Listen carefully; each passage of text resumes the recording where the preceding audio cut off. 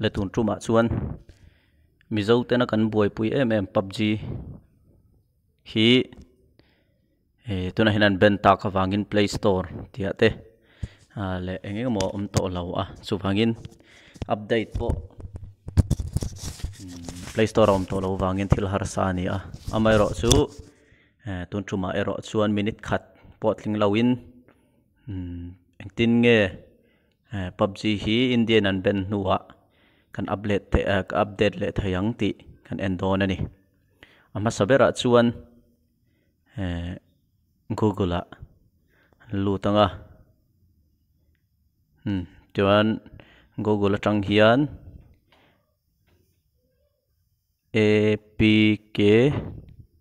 PURE hi kan search to nani kan search lo chuak ta ti chuan APK Pure for Android free download and software reviews tia hian kan click anga hello lang ta ni ti chuan download APK tia hian me tur ani ta ka download to sa wangin tia kan me zo khan download zo to nuwa ka download to ke chuan hei he lai hian anwai kil te hi helom ta theng kan lut to nga thang kan lut ta email nen te pot thun zom ati zom vek thai ani ti chuan heta hian you like ti te Indian an ben to zong zong TikTok ti te pola om vek kan search sinanga TikTok hi hei TikTok lo mani install ti hei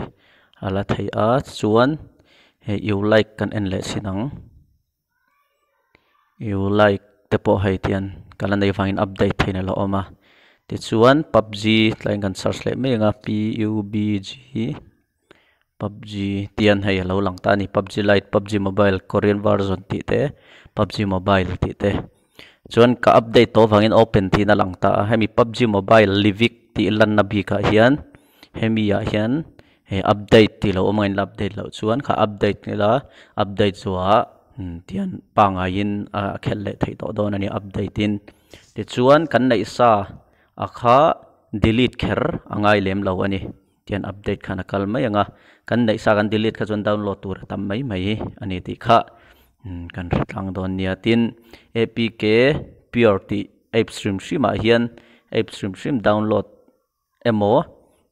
update tur hati khana thai effect ani ti kha kan ratlang bok don nia